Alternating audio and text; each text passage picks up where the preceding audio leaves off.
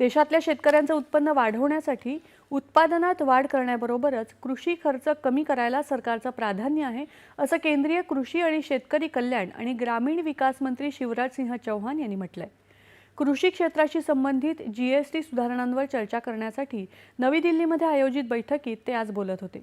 येत्या 22 सप्टेंबरपासून कमी होणाऱ्या जीएसटी दरांचा लाभ थेट शेतकऱ्यांना होईल, मात्र तो शेतकऱ्यांना मिळण्यापूर्वी मधल्यामध्ये गमावला जाऊ नये यासाठी कृषी मंत्रालय सर्वतोपरी दक्षता घेईल, असं ते म्हणाले। जीएसटी की दरें जो पहले 18 और 12% थी, अब घटा के 5% कर दी गई है। इसका लाभ सीधा किसान को मिलेगा। हमारा संकल्प है किसान की आमदनी बढ़ाना,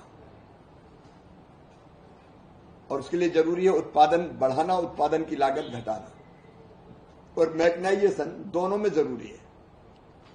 उत्पादन बढ़ाने के लिए भी मशीनें जरूरी है, ट्रैक्टर हो, हार्वेस्टर हो, थ्रेसर हो,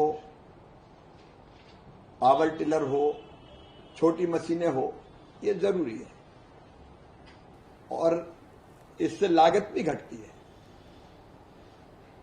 लेकिन ये घटी हुई जीएसटी की दरों का लाभ सीधे किसान तक पहुंचे, ऐसा ना हो कि ये लाभ बीच में गायब हो जाए।